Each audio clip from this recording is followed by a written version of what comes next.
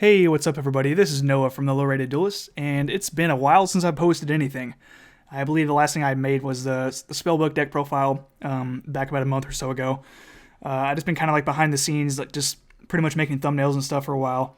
But I wanted to go ahead and get this Raidraptor deck profile done for you guys because this is something I've wanted to do ever since we started the channel, pretty much. I was just never really satisfied on like an actual concrete build, and I've been experimenting with it for months and months and months now. And I think I've finally settled on a build that I think is probably the best way to play Raidraptors as of right now. And so we'll go ahead and jump into that right now. So you're going to run 3 copies of Raidraptor Tribute Lanius. This is probably the best Raidraptor in the deck. What it does is it Foolish Burials one from the deck to the graveyard after it's summoned.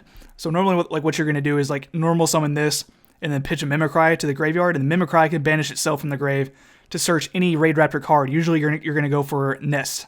And what Nest does is, if you control 2 or more Raidraptor monsters, you can add one from your deck or graveyard back to your hand, including the level 1s, which is really good because Last Tricks and Pain Lanius are not searchable off of Force Tricks. Force Tricks can only search the level 4s, and so you need that Nest to go ahead and get these guys back to your hand and stuff.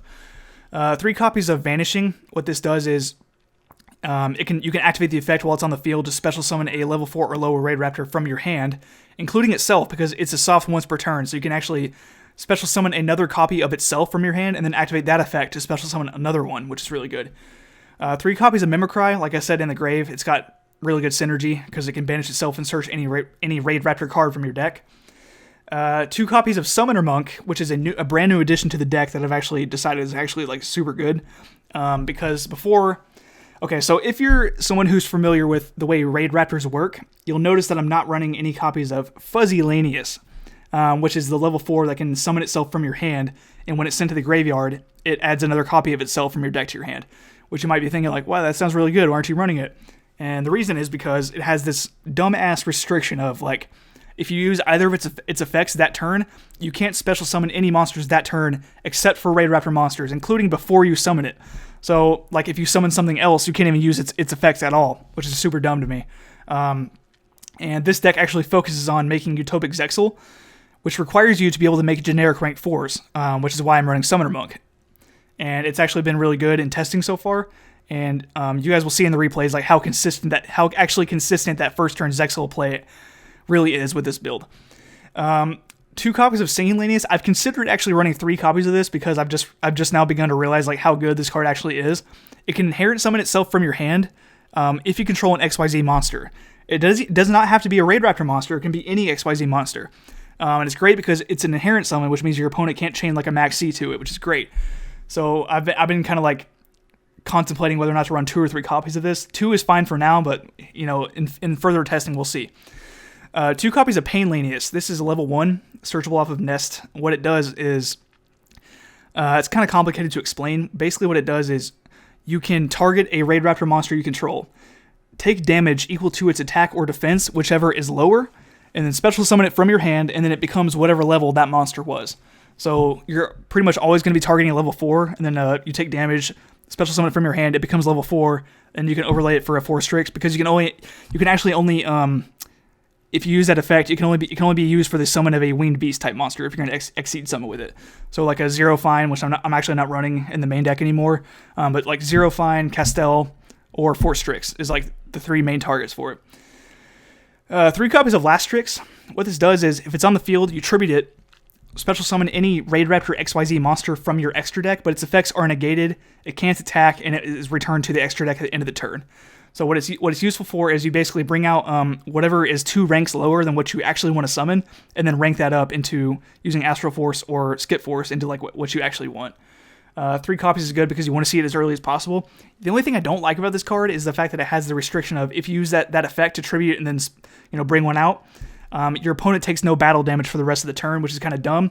And so that's the reason why I'm actually running 2 copies of Cattle Call, because what Cattle Call does is actually pretty much the exact same thing that Last Strix does, but it doesn't have the same restriction of your opponent not taking any battle damage for that turn, which is great because you can basically Cattle Call any one of these Raidraptor monsters, any one of them, level 1s, level 4s, it doesn't matter, and you can bring out any XYZ monster from the deck for any rank up, which is the reason why I like Cattle Call so much. I know some people don't like it, but I still actually really enjoy it.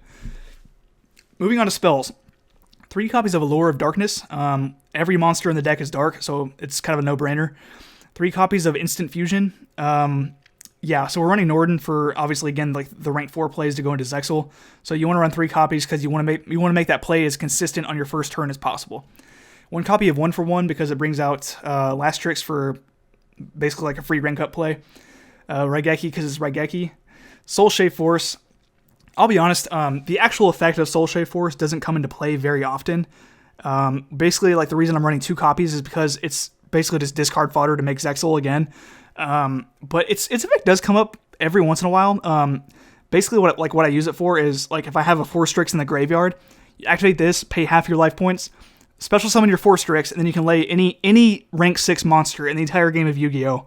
On top of 4 Strix. I go for Cyber Dragon Infinity just because I feel like that's probably, as far as rank 6s go, it's definitely in the top 3 of the best, especially in this deck. If not the best rank 6. So that's why I run Infinity over any other rank 6.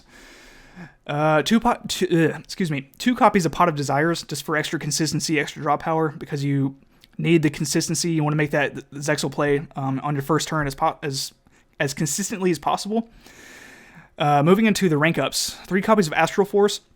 Basically, you activate it and then summon something that's 2 ranks higher than what you targeted.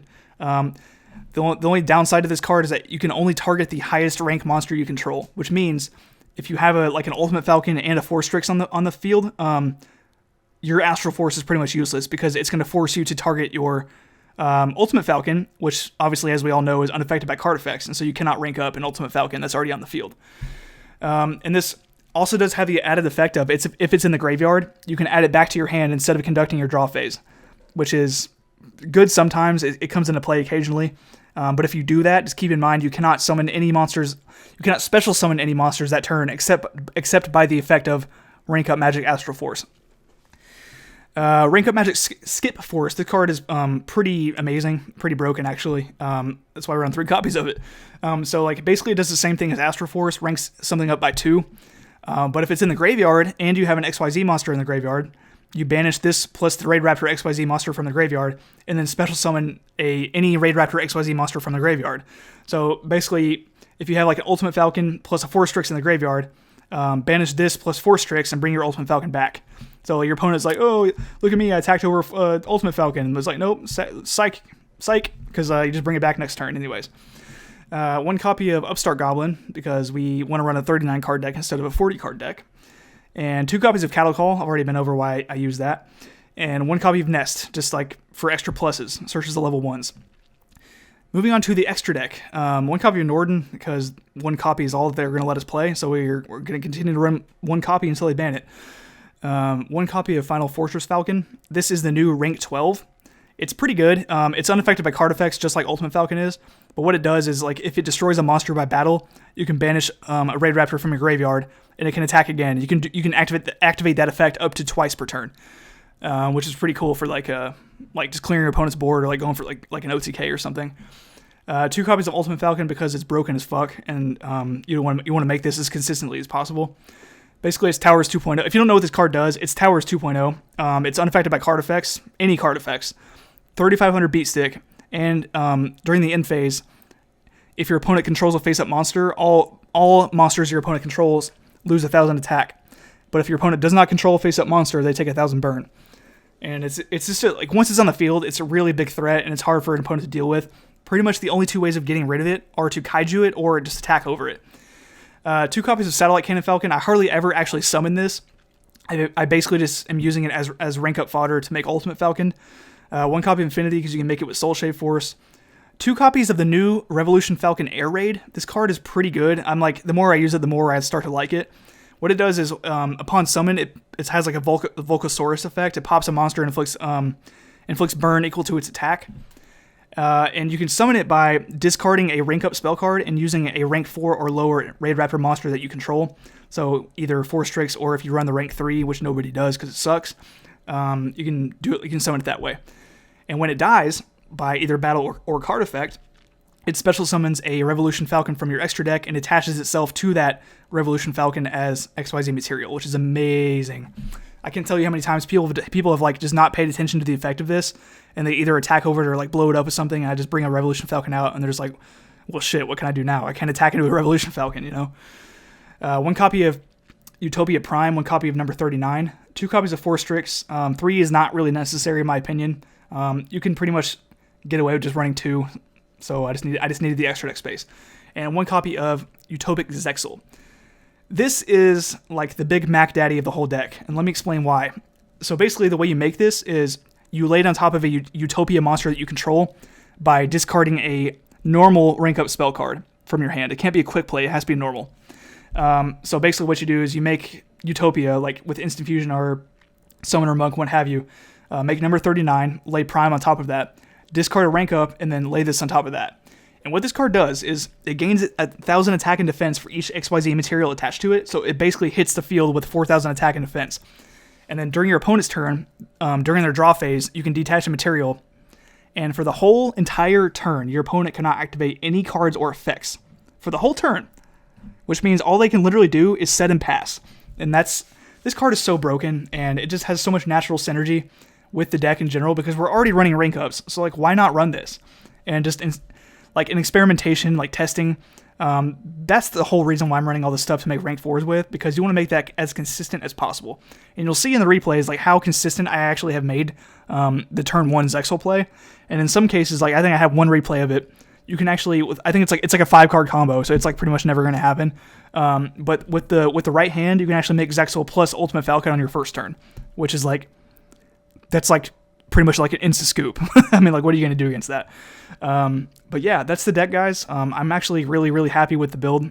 And like I said, I've been testing it for months and months and months, and I finally have, settled into a build that I'm like finally like satisfied with. And so just let me know what you think. Watch the replays. If you have suggestions for like something I think that I'm missing or like I can do to make it better, feel free to let me know. And like I said, yeah, enjoy the replays.